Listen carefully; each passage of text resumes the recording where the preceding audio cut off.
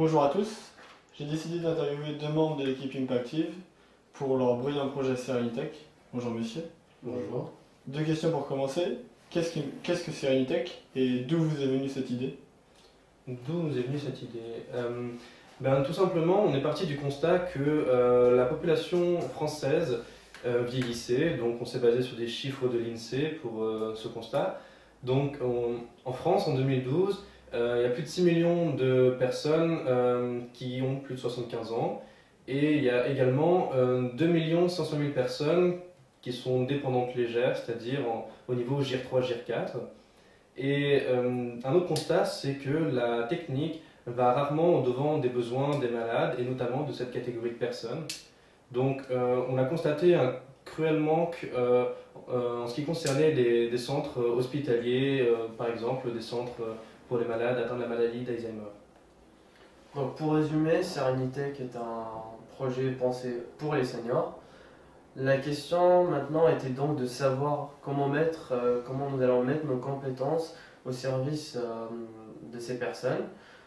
Pour y répondre, on a décidé de réaliser une étude de marché auprès de centres hospitaliers ainsi que d'associations pour les personnes atteintes d'Alzheimer afin de cerner les réels besoins de cette catégorie de personnes. Et donc de cette étude de marché, nous sont ressortis trois points récurrents. Il nous donc est apparu primordial de les intégrer dans notre projet. Ces trois points qui sont donc la localisation GPS, la reconnaissance vocale et la détection de chute. Merci monsieur pour ces précisions. Pourriez-vous nous faire une démonstration? Donc voici les possibilités qui sont offertes par l'application que nous avons développée pour les ordinateurs qui seront utilisés par les aides-soignants de l'hôpital ou la maison de retraite qui bénéficiera de ce service. Nous avons par exemple la possibilité d'appeler, si nous prenons pour simuler le patient numéro 1 qui serait autiste, nous savons qu'on ne peut pas communiquer avec lui, il faudrait appeler son aide-soignant, c'est pour cela que nous avons prévu un bouton « Appeler l'aide-soignant ». Et lorsque la personne est capable de communiquer avec cet interlocuteur, elle pourra être appelée via le bouton « Appeler patient ». S'il y a eu un risque de chute, on peut appeler les pompiers ou le SAMU pour qu'ils interviennent plus rapidement. Donc nous avons différents menus. Nous pouvons par exemple ajouter un patient à notre base de données.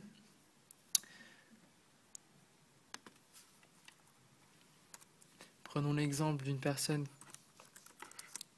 Jean Dupont. Donc nous pouvons choisir le sexe de la personne, sa date de naissance,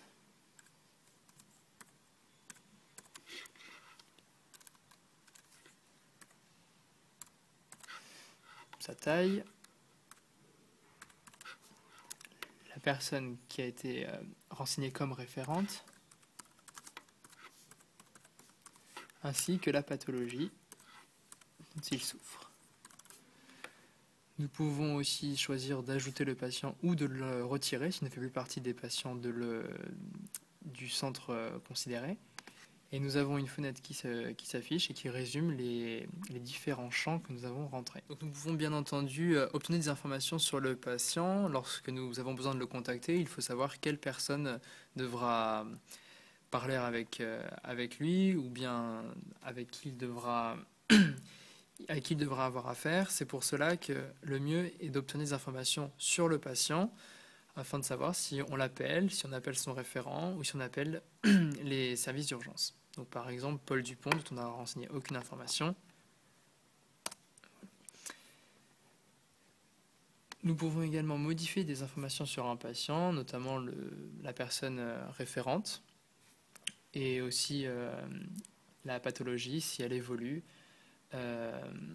Et nous avons aussi la possibilité de suivre le trajet du patient grâce à un historique. Ceci nous permettra donc de voir où il est allé et de donner des informations plus précises à la famille si besoin. Nous pouvons aussi régler les préférences qui majoritairement ont pour effet de choisir la zone à partir de laquelle on considère que le téléphone est perdu, donc le patient est perdu. Par exemple, la zone rouge ici montre que le patient 1 est en dehors, donc est perdu. Et nous avons un bouton aide qui nous permet d'apprendre à se servir du logiciel petit tutoriel, ainsi qu'une fiche informative à propos du groupe Impactive. Donc la carte qui est ici est centrée sur Télécom, le pointeur T représente l'entrée de Télécom, l'ombre rouge, donc c'est le bâtiment de Télécom. Nous avons deux téléphones, 0 et 1.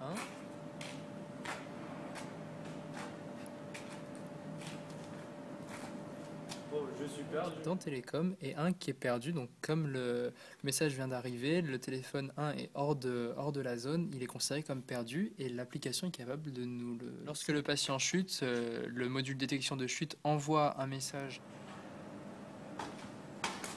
Comme vous pouvez le constater, Fun 0 est tombé, donc nous pouvons savoir que la personne est en danger. Donc voici l'application qui est implémentée sur l'Android et qui sera utilisée par le patient.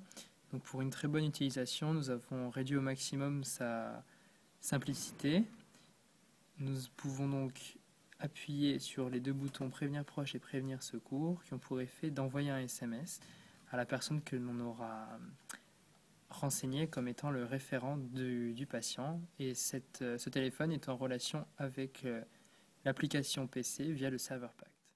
Nous avons aussi doté notre Android d'une reconnaissance vocale. Appelez proche.